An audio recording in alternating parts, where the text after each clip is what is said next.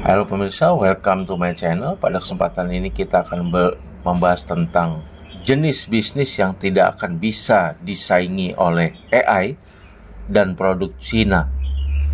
Simak selengkapnya dalam video kami berikut ini. Jadi seperti kita tahu pemirsa ya, bahwa munculnya kecerdasan buatan atau artificial intelligence atau AI yang semakin berkembang pesat ini memunculkan spekulasi kekhawatiran bagi para pekerja ya, para profesional, apakah profesi mereka kelak juga akan disikat atau disaingi oleh kecerdasan buatan ini. Dan juga bagi para pengrajin, UMKM, produsen barang juga ada suatu kecemasan tersendiri, apakah produk mereka ini bisa disaingi atau dilibas oleh produk-produk dari China yang terkenal amat sangat murah dan semakin hari semakin kualitasnya semakin baik dan harganya semakin murah. Apakah ini bisa menjadi kekhawatiran atau momok bagi kita bangsa Indonesia, atau memang ini bisa kita atasi? Jadi di sini admin berusaha memberikan pencerahan tentang ada sebenarnya jenis bisnis yang tidak akan bisa disaingi oleh artificial intelligence dan produk Cina, ya kan? Jadi yang pertama, jenis bisnis ya, kita bahas dulu jenis bisnis yang segmen yang tidak bisa disaingi oleh AI atau kecerdasan buatan. Yang pertama adalah jenis bisnis yang memerlukan kreativitas yang tinggi. Nah, ini maksudnya admin mengajak kepada pemirsa semua untuk menggeluti bisnis yang memerlukan kreativitas tinggi, sehingga kita semua ini termasuk pemirsa itu punya daya saing dari AI, di mana AI atau kecerdasan buatan tidak bisa menyaingi kita, seperti itu ya. Jadi ini kita bahas dulu jenis bisnis yang tidak akan bisa disaingi oleh AI. Nanti segmen kedua kita akan bahas jenis bisnis atau produk yang tidak akan bisa disaingi oleh produk dari China ya. Nah, ini AI dulu. Itu yang pertama tadi adalah bisnis yang memerlukan kreativitas tinggi. Dimana kita tahu kalau pemirsa bisa mengembangkan bisnis yang memerlukan kreativitas tinggi ini, maka tidak bisa disaingi oleh AI atau kecerdasan buatan. Ya, karena AI sekarang masih memiliki keterbatasan dalam hal kreativitas. Bisnis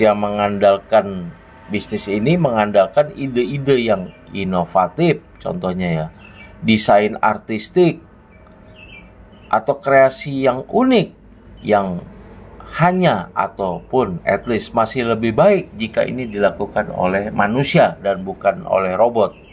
Contohnya lah dari bisnis ini adalah industri seni, ya kan, itu kan AI susah juga ini untuk rohnya, artistiknya itu ya susah.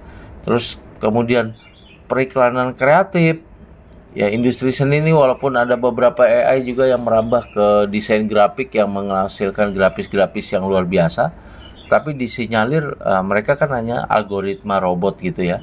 Tapi roh atau jiwa dari karya seni itu tidak ada. Sama mereka juga bisa menciptakan lagu ya dari kecerdasan buatan, tapi roh atau jiwanya itu tidak ada gitu.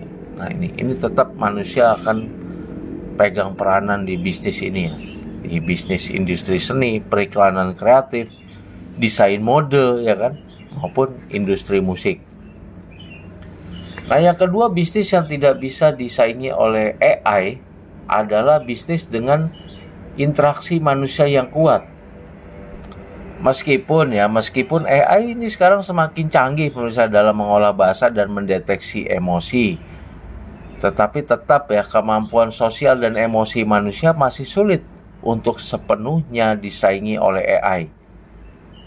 Ini contoh bisnisnya ya, yang sangat berhubungan dengan interaksi manusia atau hubungan interpersonal manusia adalah seperti konseling psikologi. Ini kan susah kita konseling psikologi dengan robot ya, walaupun dia bisa mencerna kata-kata kita dengan kecerdasan buatan, tapi secara feeling, judgment, dan juga indera keenam dan lain sebagainya, pengalaman ini kan sulit digantikan oleh robot.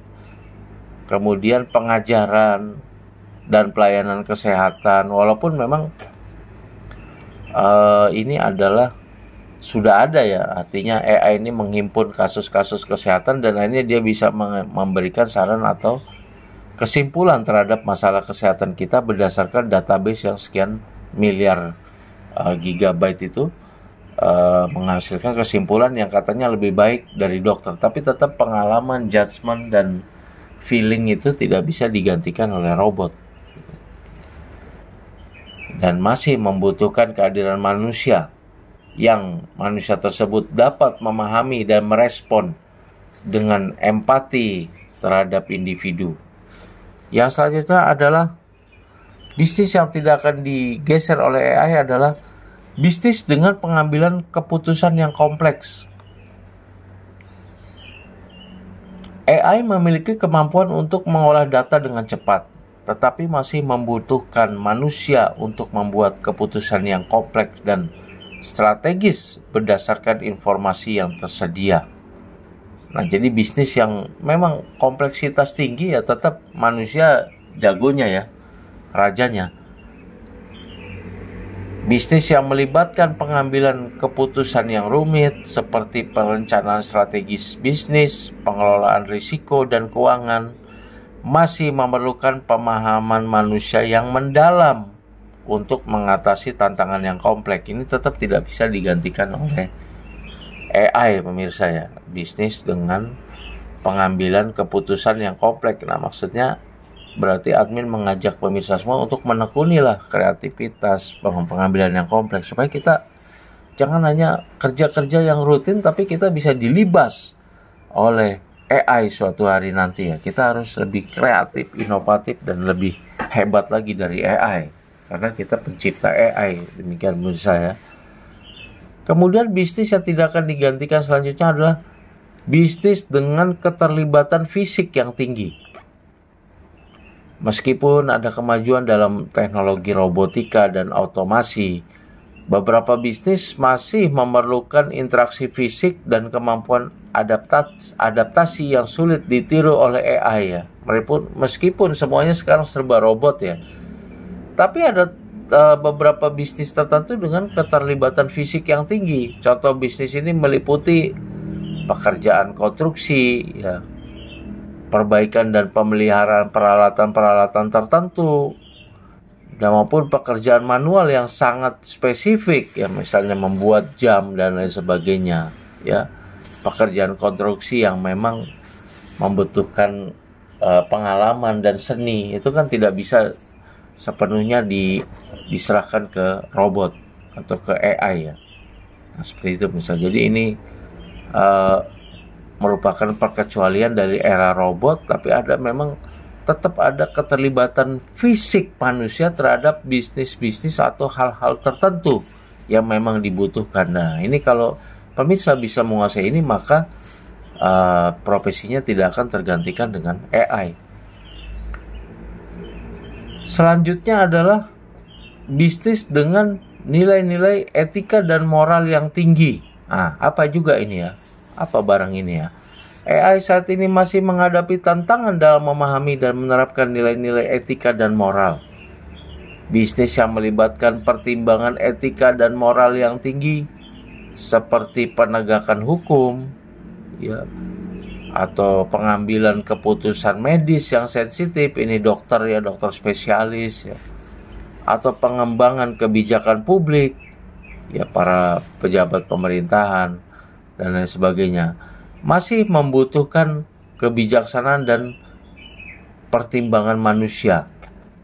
Ya, secara etika moral juga ini tidak mungkin, walaupun AI misalnya kayak tadi penegakan hukum, AI bisa merangkum seluruh undang-undang yang ada di negeri ini, seluruh peraturan, seluruh vonis-vonis pengadilan yang pernah diputuskan, dan berdasarkan semua data tersebut AI bisa menghasilkan keputusan kesimpulan yang terbaik mungkin ya. Tapi secara etika dan moral kan ini tidak mungkin, misalnya penegakan hukum diserahkan ke AI ya kan. ataupun dokter spesialis yang menentukan nyawa pasien ini harus berbuat apa, ini diserahkan ke AI atau ke robot. Tetap di sana ada keterlibatan dari manusia di sana ya. Paling AI hanya sebatas membantu ya, membantu. Toh terakhir diserahkan juga dari judgement dari dokter atau penegak hukum, hakim dan sebagainya yang bersangkutan. Paling banter AI bisa membantu tugas mereka, meringankan tugas mereka, tetapi tetap karena ini masalah yang hidup dan mati seseorang, masalah nasib seseorang, penegakan hukum atau dokter medis, spesialis ya, yang memang bukan menentukan, keputusan mereka bisa berdampak terhadap hidup dan matinya seseorang, sehingga secara moral dan etik tidak mungkin kita serahkan hal yang begitu pentingnya ini kepada sebuah robot, sehingga aman lah profesi-profesi bagi pemirsa yang ada di profesi yang mempunyai nilai-nilai etika dan moral yang tinggi, ya kan? Nah, penutup terakhir ya, meskipun ya itu demikian pemirsa ya tadi bahasan kita ya tentang jenis profesi yang tidak akan disaingi oleh AI, yang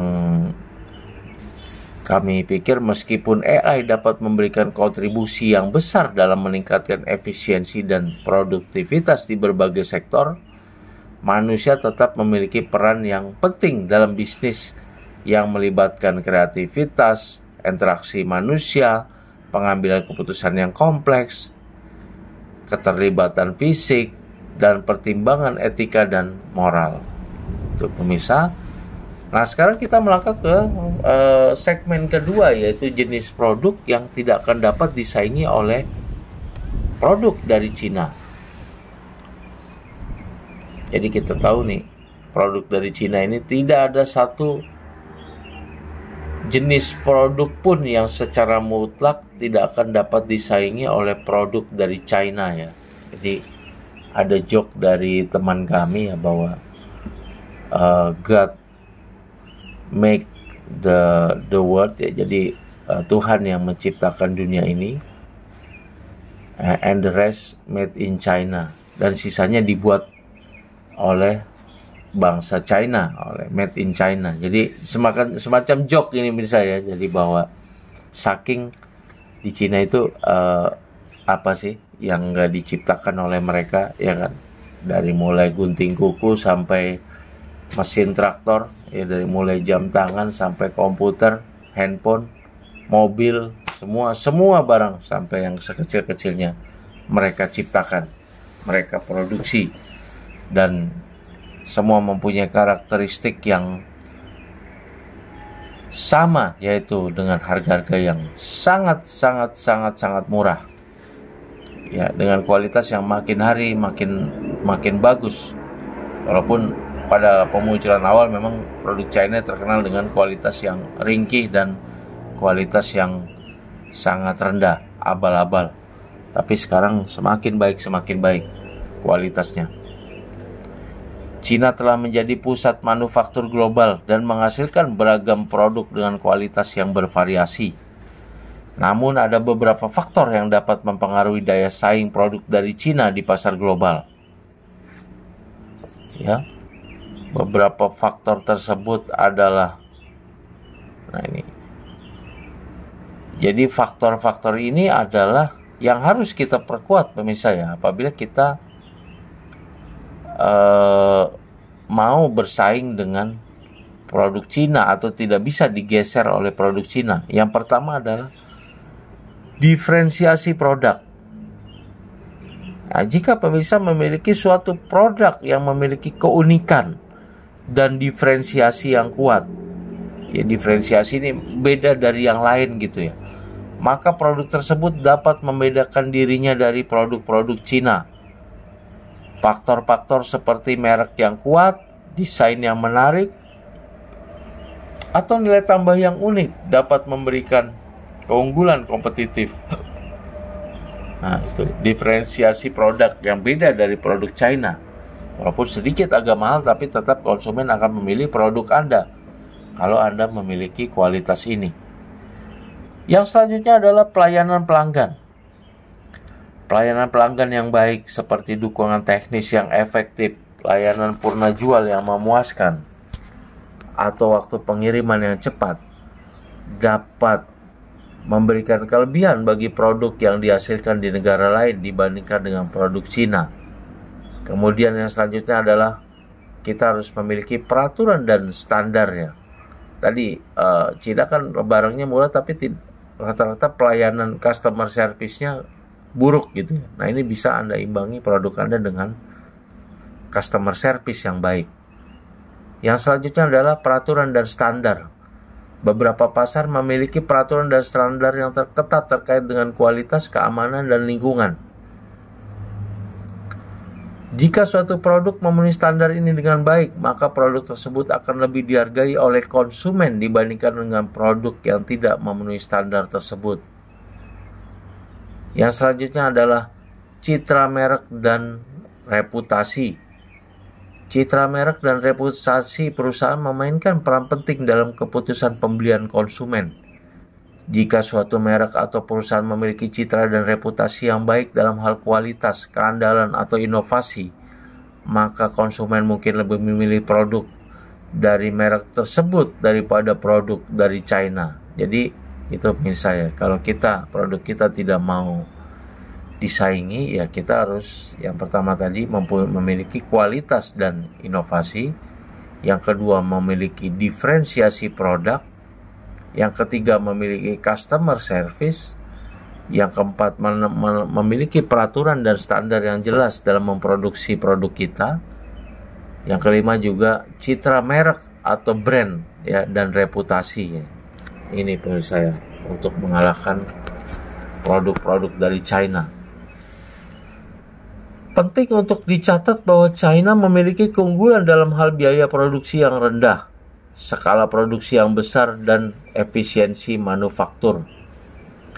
Namun, ini tidak berarti bahwa produk-produk dari China tidak dapat disaingi oleh produk dari negara lain. Setiap produk dan industri memiliki karakteristik dan faktor yang mempengaruhi daya saingnya, dan faktor-faktor tersebut harus diperhatikan dalam membangun strategi bisnis yang kompetitif. Demikian pemirsa, bahasan kita tentang produk Cina dan jenis bisnis yang tidak akan digeser dari AI. Terima kasih atas perhatiannya. Sebelum diakhiri, dimohon untuk klik like, subscribe, serta pencet tombol notifikasi dan tinggalkan komen demi kemajuan channel ini. Pemirsa, terima kasih atas perhatiannya.